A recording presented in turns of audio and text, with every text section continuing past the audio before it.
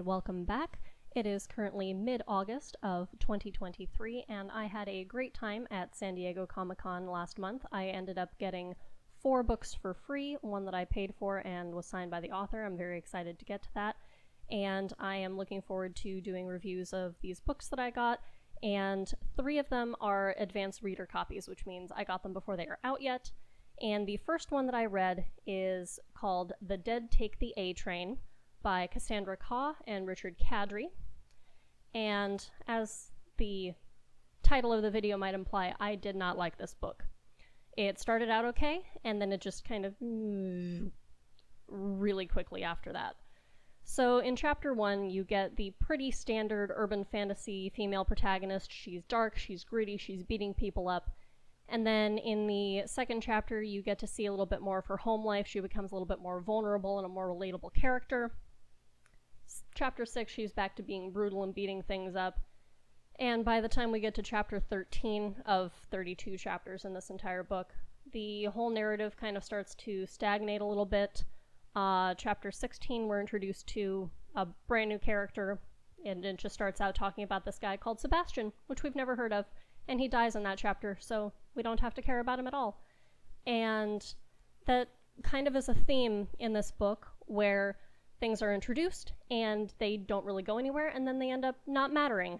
Is anybody but me tired of the rampant misandry in fiction right now? Just all of the men in this book are absolutely terrible. You've got an abusive boyfriend, you've got a complete prolapsed rectum of a human being of the main character's ex-boyfriend, who has clearly failed upwards to the limits of his incompetence, and only survives the book by exploiting and riding on the coattails of people, usually women, who actually know what they're doing.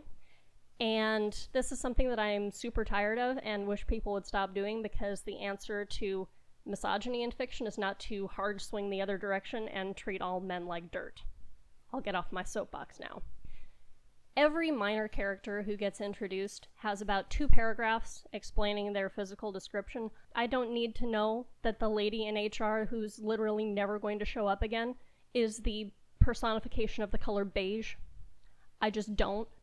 That did not need 2 paragraphs to tell me that.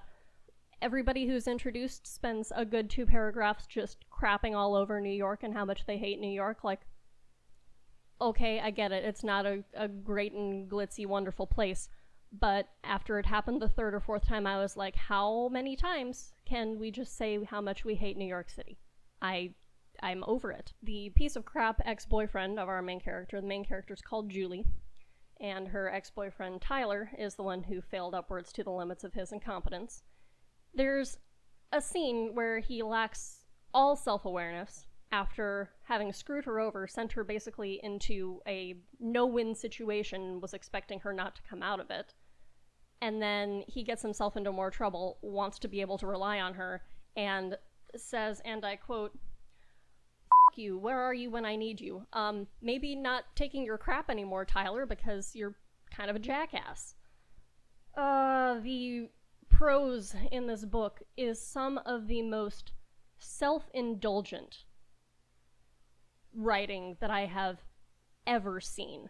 It's like nobody has ever heard of pacing, because when you're in the middle of an action scene, you don't slow everything down for very long, drawn-out descriptions, and I will put something on the screen here. Why? Why did you do this? I did not need, yet again, a paragraph about somebody's physical description, especially not in the middle of a combat scene. I just cannot with the prose in this book. Just wanted to jump in here, and you're getting me not quite as made up as usual because I had a very early mom day today.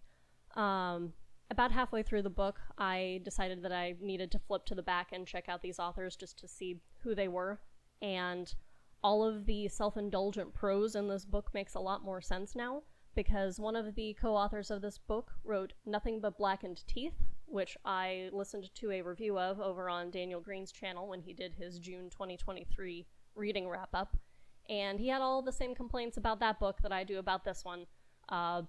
Halfway decent idea or not great ideas, all stuck together with just some of the most ridiculous and self-indulgent writing that you could possibly imagine. Anyway, that's all I had to say about that. Lesbian romance subplot is what it is. if they were going for slow burn, it fell flat for me. I just found it annoying because it was like literally everybody who knows these two characters is doing that, okay, now kiss, and they are just completely oblivious. Well, the main character that we're in the head of, it's not oblivious. Like, you know that she is in love with her friend, but the friend returning it is also pretty obvious to the reader, and I don't like it. Oddly specific trigger warning for eyeballs. If that bothers you, I'll go ahead and put a timestamp that you can skip to avoid it. But for some reason, what they chose to do the atmospheric creep factor in this book was eyeballs. Eyeballs running up and down under people's skin, eyeballs as tumors, eyeballs as decoration, eyeballs just popping out of everywhere. Why the eyeballs? I do not understand why everything had to be about eyeballs. So that was a thing. Oh, sorry, there's one singular man in this book who's not a complete piece of garbage. His name is Dead Air. He's the clergy for them, just capital T, them, and they are the gods who live in our technology. And that's about it. Yeah, but literally every other man who shows up. Tyler is just a piece of shit. Dan, who is Sarah's the lesbian love interest for our main character, Julie. Dan is Sarah's boyfriend, and Sarah comes to New York to ask Julie for help getting rid of Dan. And she's like, don't kill him. I don't want you to kill him. But can you just, like, get rid of him, please, because he's horrible. And we get a little bit of perspective from Dan, who, again, he's terrible. And he's one of the people that is complaining about how bad New York City is. And then he goes and he stays in this hotel, and then he gets possessed by one of these eyeball demons, and then he's not really somebody that we have to worry about anymore. And again, this is a running theme with this book, where things just kind of pop up, and then they're not dealt with or addressed or handled, and they just kind of peter out. The number of times that sentences have M dashes in them to make Austenian length sentences. Like, Jane Austen would weep over the length of these sentences. They are so long that by the time you get to the end, you've forgotten what the start of the sentence was all about, and you have to read the whole damn paragraph over again. And I am not happy. As described on the back of the book, Julie Cruz is a coked-up, burnt-out 30-something who packs a lot of magic into her small body. She's 29 at the start of the book, and as a 30-something, I take offense to having that rounded up.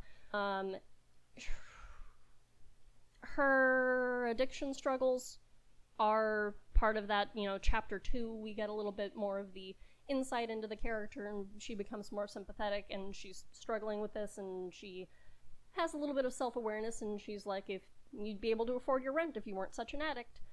And then it doesn't seem to be handled in a way that is meaningful. Just her best friend / love interest shows up, and all of a sudden she's magically able to fight her addictions, and it seemed cheap. It didn't seem like she struggled with anything after the second half of the book started, which I got to chapter 16, like page 220 of 390, and I already knew that 100 pages could be cut out of this book. It did not need to be as long as it was, and this is a duology. We end the book with Julie being happy with Sarah, living in an apartment together. It looks like they're going to start doing like a Monster of the Week type thing, because somebody just shows up knocking on their door saying that it's a talking fox. A talking fox shows up at their door and says that he needs help. So that seems like the direction that's going. Tyler has managed to thwart the world-ending consequence that is happening because his company makes deals with demons, and everybody who was involved is now either out of the way or dead due to the scheming and politicking and prowess of the female head of security that he was depending on the entire time. And then he becomes a member of upper management, does some sort of ritual, becomes possessed by this glorious parasite that is probably full of eyeballs, just like everything else is.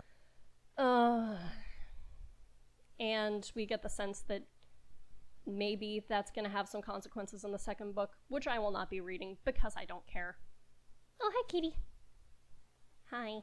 Yes, I'm almost done. Anyway, that was The Dead Take the A Train. I read it, so you don't have to.